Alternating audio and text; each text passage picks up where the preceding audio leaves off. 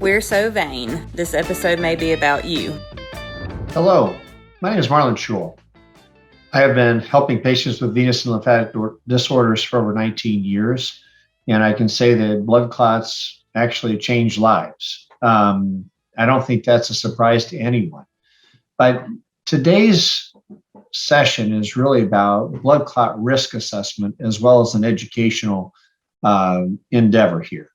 I think there's a lot of unknowns when it comes to blood clot management, a lot of misunderstandings, and we're continuing to learn more and more. But one of the biggest things is knowing what your risk is so you can hopefully avoid this as a problem. So let's get started.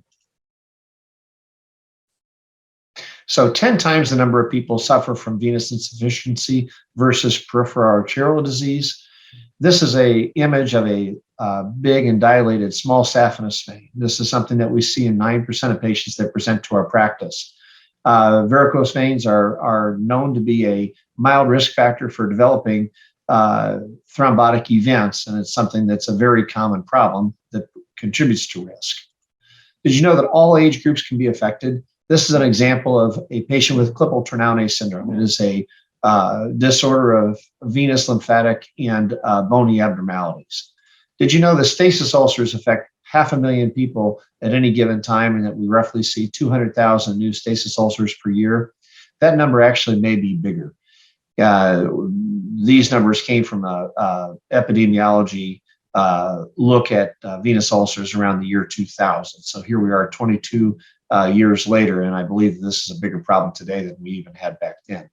The patient that you see on the right was a gentleman who had a leg ulcer for 7 years. He came to me because of bleeding. So he had already learned to live with his ulcer, but what he was really concerned with was the bleeding. Underlying this was obviously venous incompetence, and he had isolated superficial incompetence, and this is a common problem. So 1 in 20 persons will develop a blood clot type of problem over their lifetime. VTE stands for venous thromboembolic phenomena, and that's blood clots and/or pulmonary emboli.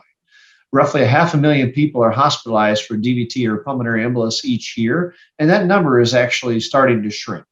Due to the advances that we have in blood thinner management, knowing that patients that walk do better than those that are at bed rest, and the benefits of compression that can be done in an outpatient setting, we tend to see patients get better much more quickly in the outpatient arena and have far less complications.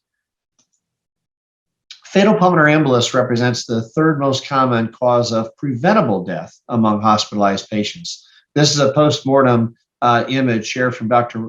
Mark Meisner with a saddle embolus in that pulmonary artery right in the middle. That's that dark blackish purple item that you see in the middle of this image.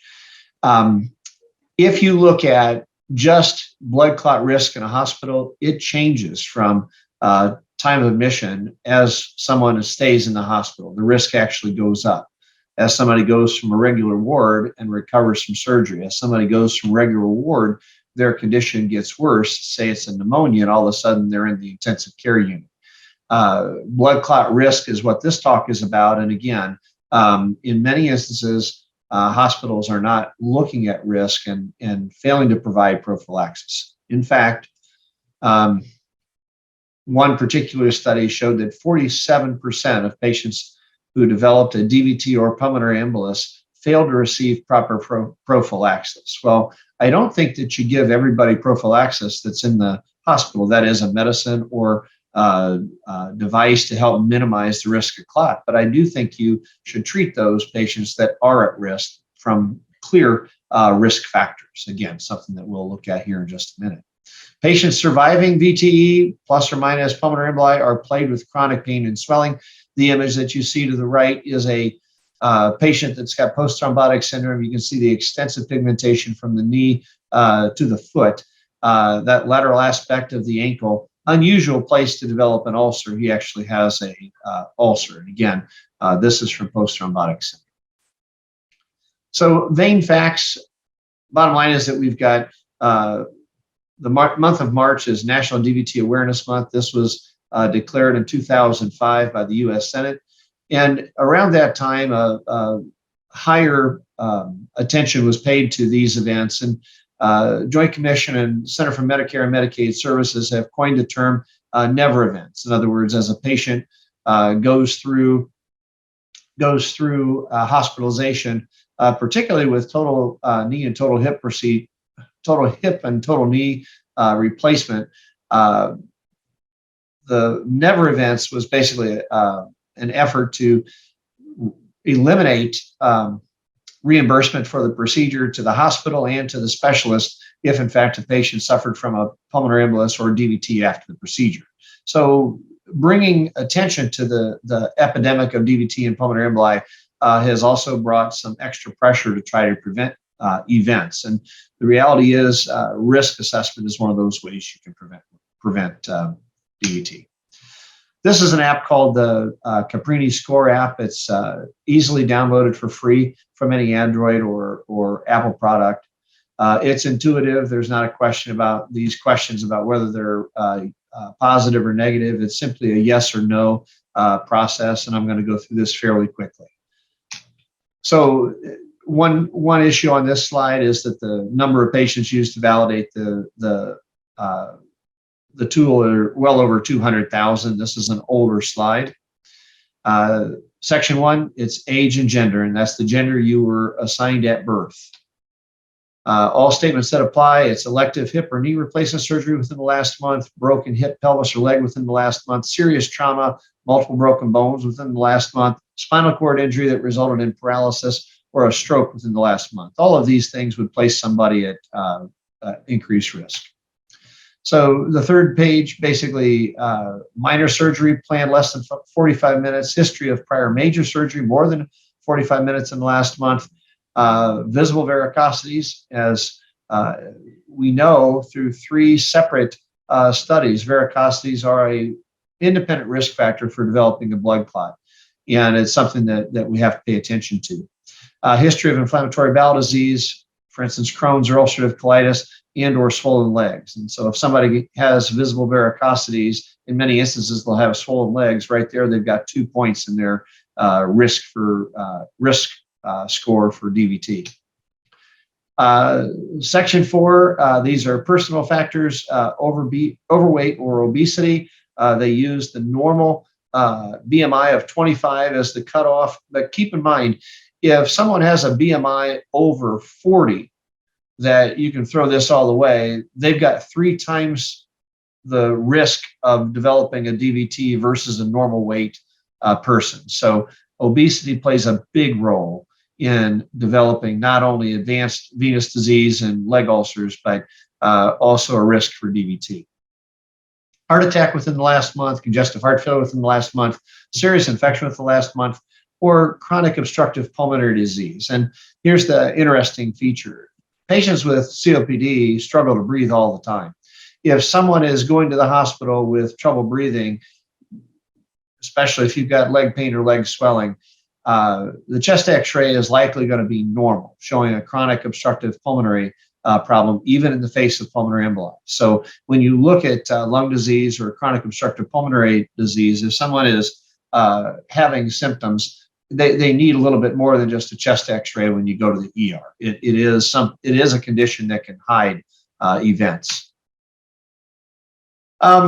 Section 5 is about other unique factors, bed rest or restricted mobility for less than 72 hours, current or past malignancies, excluding things like basal cell, but including melanoma, planned major surgery lasting more than 45 minutes. That includes laparoscopic and arthroscopic procedures, non-removable plaster cast or mold that has kept you from moving your leg within the last month, any tube in a vessel in the neck or chest that delivers blood or medicine to the heart within the last month.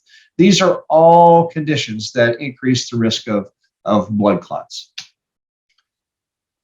On section 6, confinement to bed for 72 hours or more in the last month, personal history of blood clot and family history of blood clot. These are the 2 strongest risk factors for developing a blood clot. In fact, if you have both of those, you're always at high risk. Another feature here is a personal or family history of a positive blood test. That is a confirmed thrombophilia, a condition that makes it prone to developing clots. That's another independent risk factor. And lastly, about the use of hormonal replacement therapy or birth control. Both of these shift the curve, if you will, when it comes to blood clot risk.